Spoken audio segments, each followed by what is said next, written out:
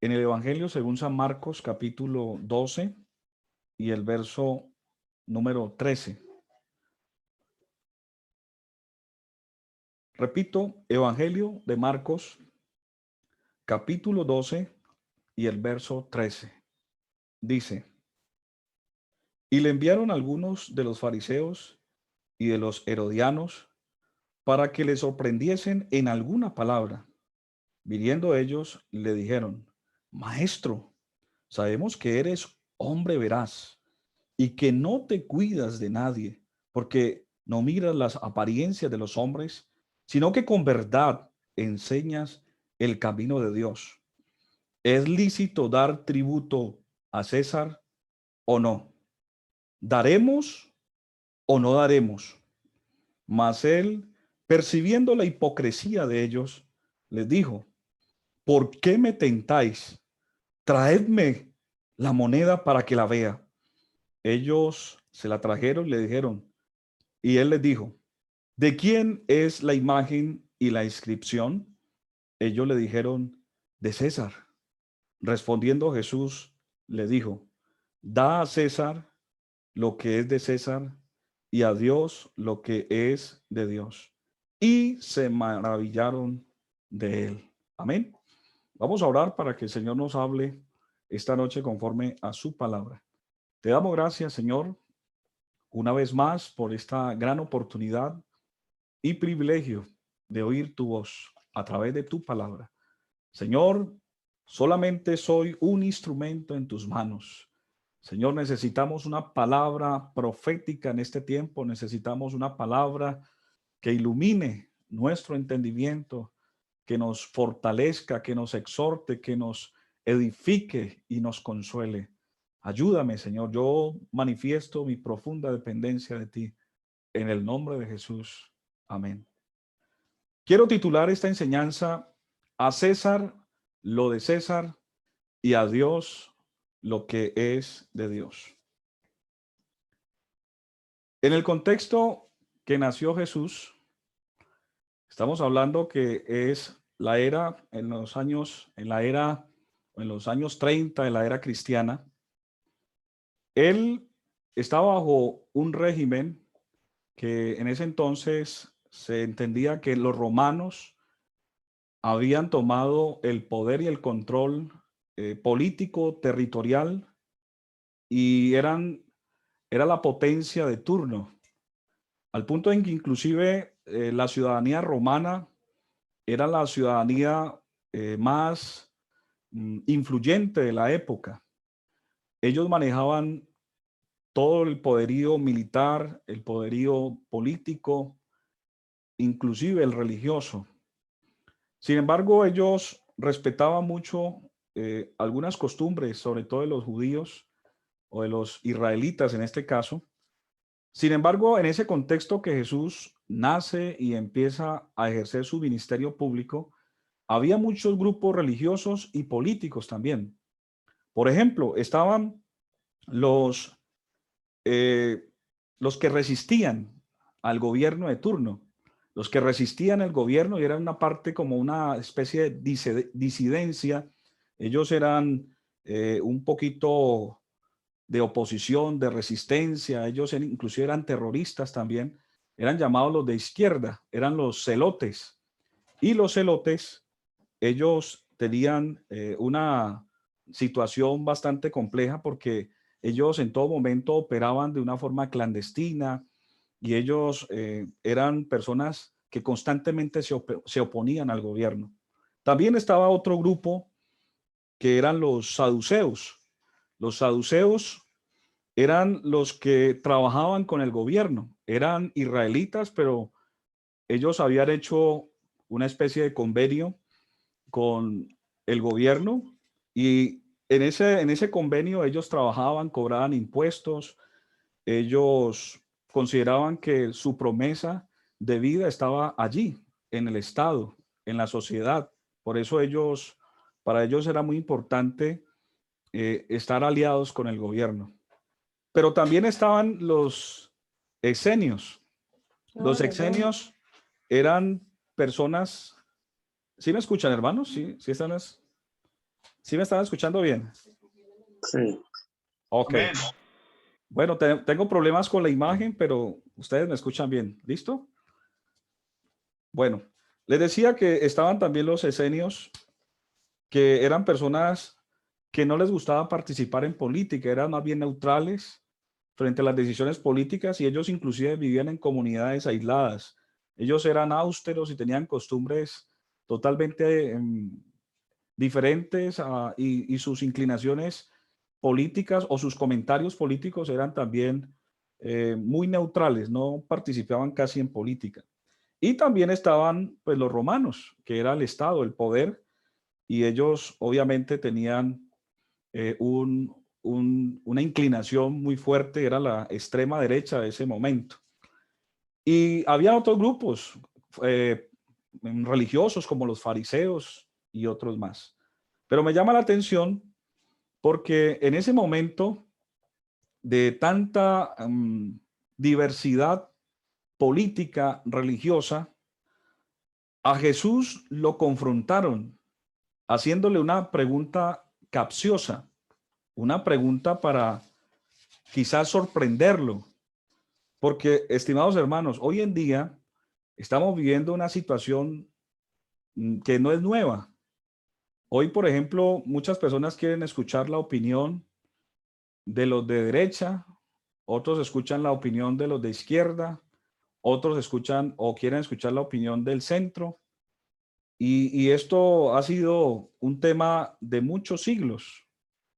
Y cualquiera que sea la opinión, pues compromete y también hace que las personas se despierten emociones.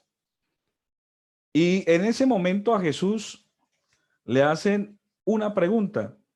Y esa pregunta fue motivada por las autoridades del momento y sobre todo los fariseos.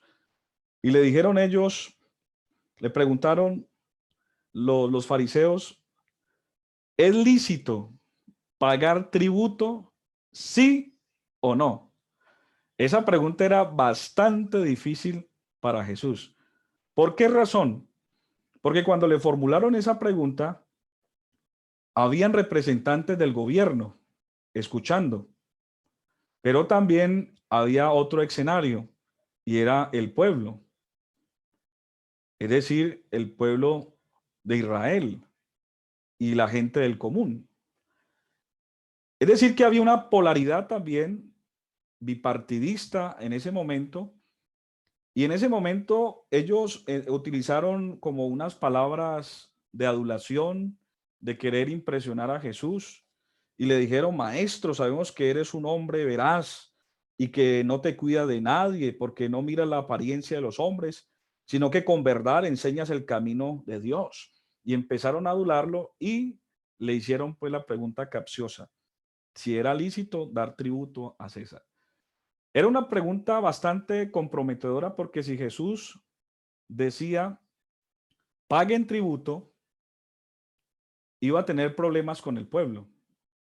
Y si les decía, no paguen tributo, se iba a meter en problemas con el gobierno. Entonces el Señor en ese momento utilizó su sabiduría y le dijo, tráiganme una moneda. Y es importante saber un poquito el contexto porque César era considerado un dios. No había una autoridad suprema sino la de César. Todo asunto y el máximo tribunal en todos los aspectos de justicia, de soberanía, de derecho, reposaba sobre César. De hecho, la moneda tenía la inscripción, la imagen de César. Entonces les dijo, tráigame esa moneda. Y cuando le pasan la moneda, él se las mostró. Y les dijo, ¿qué inscripción hay aquí en esta moneda? Y todos gritaron, la de César. Entonces el Señor dijo, da a César lo que es de César y a Dios lo que es de Dios. Y todos los que estaban allí se maravillaron. De pronto algunos, los de derecha, dijeron, no, sabemos de que Jesús no puede decir mentiras. Sabemos de que Jesús Él tiene que obedecer la ley. Sabemos que Jesús no puede evadir impuestos. Creemos que Jesús va a rectificar nuestra posición. El gobierno dijo en ese momento, los que representaban al gobierno dijeron, Jesús va a rectificar esto. Pero también el pueblo estaba a la expectativa. Queremos ser representados por Jesús. Jesús es alguien que nos ha traído esperanza, está revolucionando muchas cosas. Jesús está en medio de la gente, del pueblo. Jesús nos está representando. No creemos que Jesús nos va a dejar quedar mal frente al gobierno. Al contrario, Él nos va, parece que Él es la esperanza. Él nos va a libertar de la opresión de este gobierno romano. Pero cuando ellos escuchan esa sabiduría de Jesús diciendo que da a César lo de César y a Dios lo que es de Dios, se maravillaron porque todos quedaron satisfechos de la respuesta, pero seguramente quedaron con vacíos. Y eso es lo que hoy en día está pasando en muchos creyentes y en el mundo entero. Realmente un gobierno perfecto en la tierra no existirá jamás, nunca. De hecho, cuando Jesús resucita y se les aparece a los discípulos, eso lo encontramos en Hechos capítulo 1 y el verso 6. Ellos siguieron insistiendo con el tema, ellos querían saber cuál era el papel de Jesús frente a la política, frente al Estado, frente a los cambios. Si realmente Jesús traía una propuesta de restaurar, de cambiar el gobierno. Y Hechos capítulo 1 y el verso 6 dice, entonces los que se habían reunido le preguntaron diciendo, Señor, ¿restaurarás el reino a Israel en este tiempo? Miren, estimados hermanos y amigos, que esa preocupación no es de ahora. Siempre ha existido una respuesta o esperar una respuesta de un líder, de alguien que traiga un cambio, que traiga justicia, que ayude, que represente al pueblo. Ellos querían otra vez legitimar si realmente Jesús había venido para eso. Y en el verso 7 les dijo, no os toca a vosotros saber los tiempos o las sazones que el Padre puso en su sola potestad. Y el verso 8 les dice, pero recibiréis poder cuando haya venido sobre vosotros el Espíritu Santo y me seréis testigos en Jerusalén, en toda Judea, en Samaria y hasta lo último de la tierra. Alabanzas al nombre del Señor. Quiere decir que, dicho en un lenguaje más sencillo, el Señor les quiso decir, miren, realmente ustedes no se preocupen. Si yo voy a restaurar el gobierno, si voy a traer cambios sociales, no. Yo quiero decirles que ustedes se van a convertir en unos testigos de mi poder. Y a través de ese poder, yo los voy a respaldar y ustedes van a ser personas que van a transformar vidas, corazones, y van a traer el reino de Dios aquí en la tierra. ¿Cuántos dicen gloria a Dios? ¿Cuántos dicen gloria a Dios? Por eso, estimados hermanos, es muy importante saber qué pensaría Jesús en este tiempo.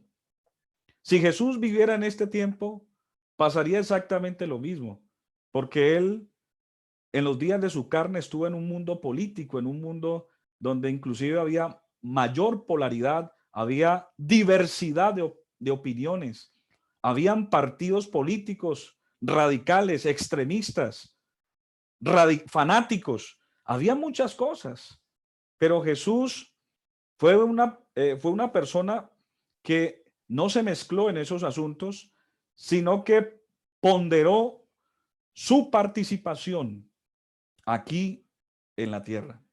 Todo cristiano tiene derecho como ciudadano a opinar, a la libre expresión, tiene derechos de elegir y ser elegido y de participar en todo lo que tiene que ver como ciudadano y todo lo que la Constitución le otorga. Pero cuando usted conoce a Jesús, cuando usted conoce la palabra del Señor, cuando usted es cristiano, el espectro de su vida se amplía mucho más, de saber de que hay situaciones y hay decisiones que trascienden a lo humano. Y cuando hablo de que trascienden, quiere decir que se salen de la competencia eh, espiritual y que obedecen a otra naturaleza. En este caso, cuando el Señor le dice, da a César lo que es de César, quiere decir que el Estado está en su derecho, en su autonomía de decidir, de tener autoridad, de gobernar, y que esos asuntos se manejan de esa naturaleza o por esa naturaleza. Pero hay cosas que son espirituales, que ni el gobierno se puede meter, que inclusive los hijos de Dios, los que somos hijos de Dios, somos los activamente participantes de esas armas, de esta sabiduría, de este poder que puede impactar y trascender aún en el mundo material. Porque las cosas invisibles de Él, su eterno poder y deidad, ha sido manifestado. Las cosas que no se ven, las cosas que se ven fueron hechas de las que no se veían. Y en medio de nosotros hay un reino, hay un mundo espiritual que está gobernado por el Señor y nosotros hacemos parte de ese ejército. Nosotros hacemos parte de ese grupo de hombres y mujeres que hemos sido redimidos. Somos hijos de Dios y tenemos autoridad. El Señor dijo, he aquí os doy potestad de hollar, pisotear toda fuerza del enemigo y nada os dañará. También dijo el Señor a través del apóstol Pablo en Efesios capítulo 6, verso 10, dijo, porque nuestra lucha no es contra sangre y carne, sino contra principados, contra potestades, contra los gobernadores de las tinieblas, contra huestes de maldad en las regiones celestes. También el apóstol Pablo en 2 Corintios 10:4 dice, las armas de nuestra milicia no son carnales, sino poderosas en Dios para la destrucción de fortalezas. Bueno, yo hago un paréntesis. Escuchando que tenemos autoridad,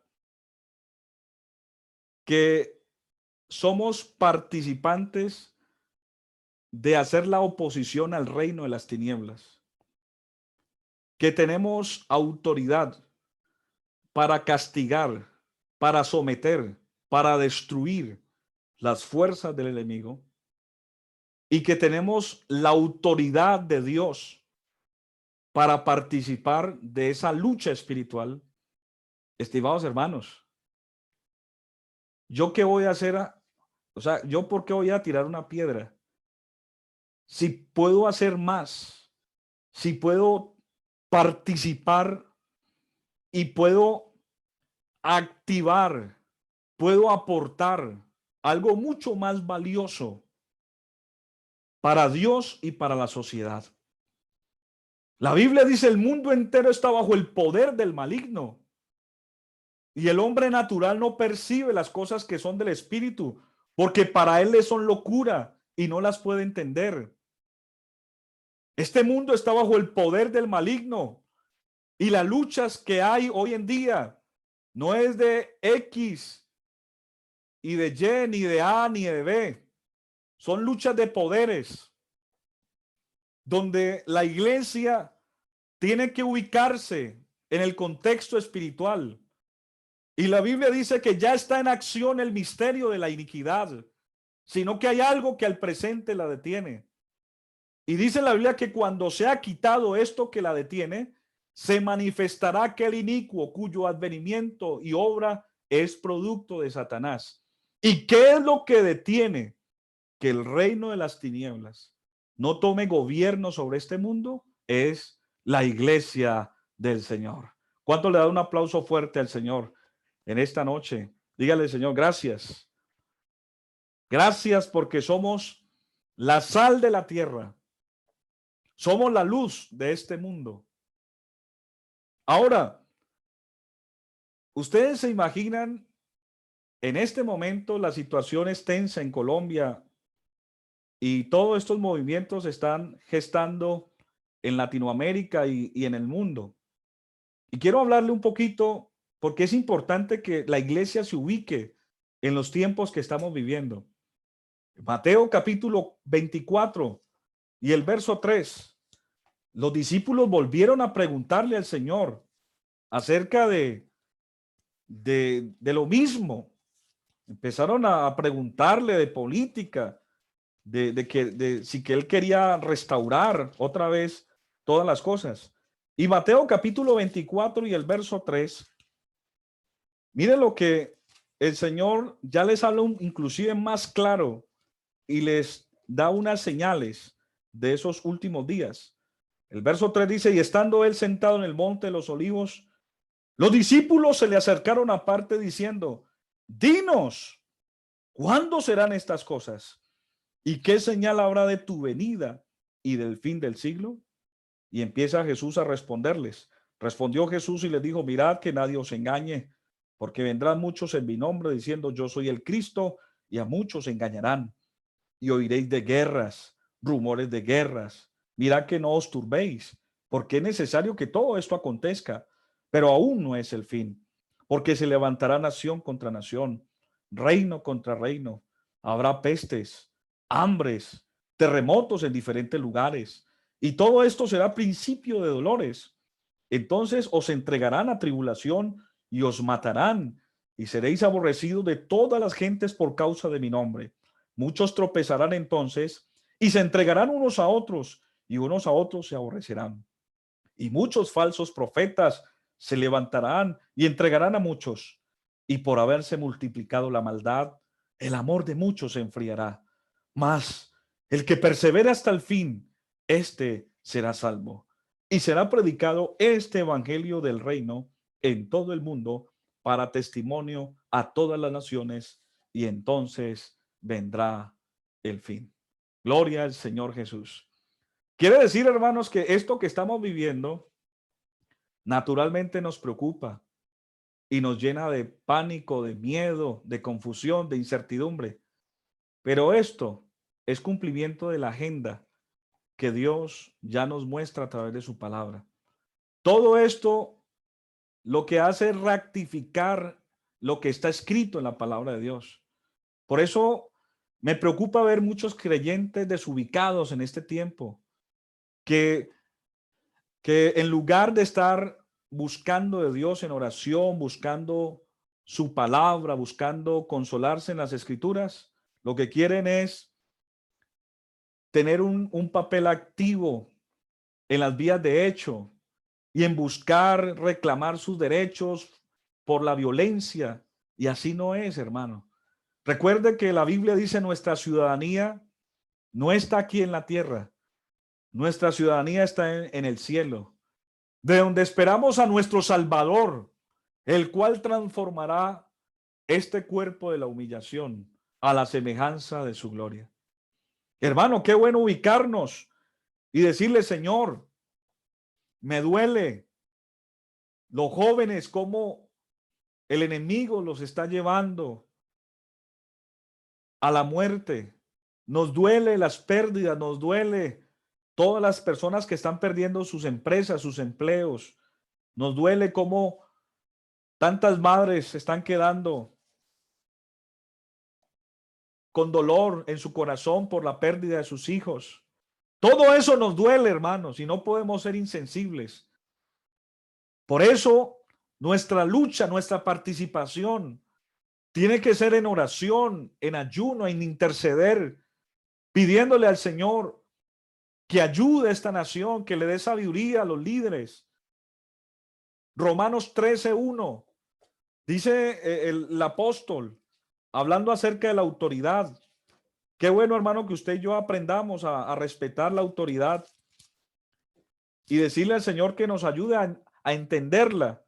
Sométase toda persona a las autoridades superiores, porque no hay autoridad sino de parte de Dios, y las que hay por Dios han sido establecidas. De modo que quien se opone a la autoridad, a lo establecido por Dios, resiste, y los que resisten acarrean condenación para sí mismos.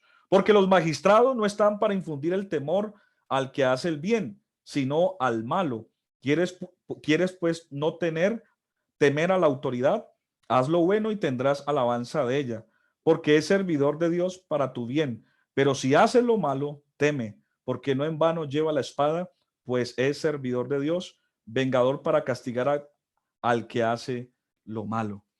Algunos dirán, pero hermanos, si el gobierno es el que está asesinando, si es el otro grupo de izquierda que está haciendo daño, y eso va a ser un discurso y va a ser una discusión que no va a tener fin, e inclusive no vamos a tener la certeza, ni realmente vamos a entender realmente qué es lo que pasa. Por eso es más importante y es más relevante y menos gravoso para nuestra vida en este momento pensar en que nuestra lucha tiene que ser de esa forma, a través de las vías de hecho. Digámosle al Señor que nos ayude, que guarde a esos jóvenes, que guarde a sus familias, que guarde a nuestra nación, que le dé sabiduría a las autoridades, que no se violen los derechos humanos, que se garanticen, que hayan garantías en los procesos, que Dios tenga cuidado de Colombia. Hermano, Cali es la sucursal, no de la fiesta y de la rumba. No, Cali ha sido una sucursal en el mundo, hermanos, de avivamientos. Cali es una ciudad donde el Espíritu Santo se mueve con poder y autoridad. Y aquí hay una iglesia poderosa, una iglesia que ha aprendido a interceder, a orar. Por eso yo le invito, hermano, que usted y yo no somos de los que retroceden para perdición, sino de los que tenemos fe para preservación del alma.